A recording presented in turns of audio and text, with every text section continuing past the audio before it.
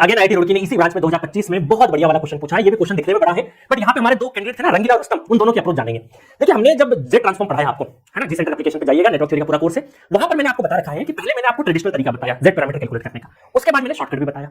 तो यहाँ रंगीला और रुस्तम क्या कर रहे हैं, एक रंगीला क्या है वो ट्रेडिशनल तरीके से जा रहा है, रुस्तम थोड़ा सा दिमाग से जा रहा है। अब देखिए ये क्वेश्चन है, Z parameter matrix of a two port network as shown in the figure, ये तो गिवन दे रखा है, the Z parameter matrix each with each entry in ohms of the network shown in the below. ये network available है, इसका Z parameter आपको given है। अब यहाँ पर देखो जेड पैरामीटर गिवन है, तो आपको ऑप्शंस दे रखे हैं, ऑप्शंस दे रखे हैं, दैट मींस कि आपको चारों पैरामीटर फाइंड करने की जरूरत नहीं है, क्योंकि आपको एक आंसर टिक करना है, उसके लिए एक पैरामीटर, दो पैरामीटर, मैक्सिमम दो पैरामीटर निकल गए, आप आसानी से एलिमिनेट कर ले जाएंगे।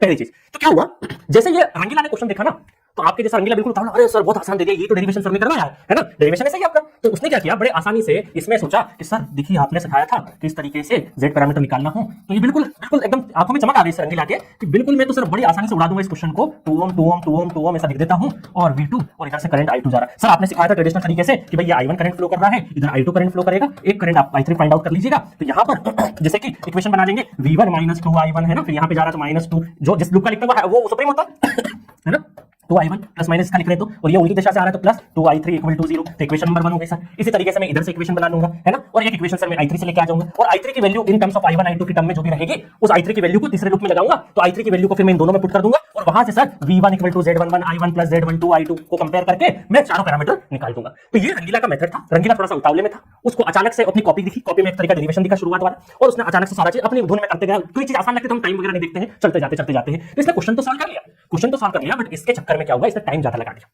फिर रुस्तम ने देखा कि सर ने बताया कि भी चार ऑप्शन अवेलेबल हो इस तरीके के पैटर्न में, सारी चीज कैलकुलेट नहीं करना। जब सारी चीजें कैलकुलेट नहीं करना तो इक्वेशन वाले से क्यों जाए, ये कन्वेंशनल तरीका है, तो हमारा एग्जाम ऑब्जेक्टिव है, तो क्यों ना हम शॉर्टकट देखें। तो शॉर्टकट में इसने जब थोड़ा सा नजर दौड़ाया कि शॉर्टकट तरफ चले, ऐसा दिमाग में डाला, तो दिमाग ने एक्टिवली पार्टिसिपेट किया, क्योंकि ब्रेन के साथ में सही है, ब्रेन को आप एक कदम चलवाओगे वो ऑटोमेटिक 10 कदम चलेगा। तो रुस्तम ने अपने ब्रेन को बोला कि यार इसको शॉर्टकट से चलते, जैसे शॉर्टकट ब्रेन ने सुना, उसने इंप्लीमेंट किया कि यहाँ रुस्तम तुझे तीनों के तीनों रजिस्टर सेम है, दैट मींस कि अगर तू यहाँ पर इसको डेल्टा में स्टार में कन्वर्ट कर लेता है, क्योंकि हमें जेड पैरामीटर में सिखाया गया है कि टी नेटवर्क अगर बना लिया तो चीजें आसान हो जाती है। तो यहां पर देखो डेल्टा से स्टार में कन्वर्ट करेंगे तो सेम वैल्यू है, तो बाई 3 हो जाता है, बाई 3 हो जाता है, 2/3 हो जाएगा।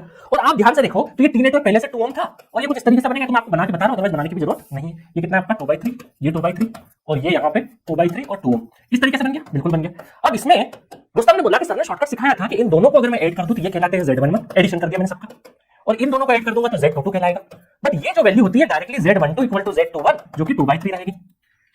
तो रुस्तम ने इन दोनों को एडिशन करने की जद्दोजहद भी नहीं करी, उसने डायरेक्टली देखा कि भाई ये दो पैरामीटर पहले देख लो, 2/3 होना चाहिए। तो ये पैरामीटर देखो ऐसे होते हैं, Z11 Z22 Z12 Z21, है ना, मतलब डायगोनल वाले पैरामीटर 2/3 होने चाहिए। देखो 2 2 10/3 10/3 1/3 1/3, मतलब एक ही ऑप्शन है जहां पे 2/3 देखने को मिल रहा है। मैं हटा देता हूं बाकी आपको पढ़िए बच्चे समझिए, ठीक है।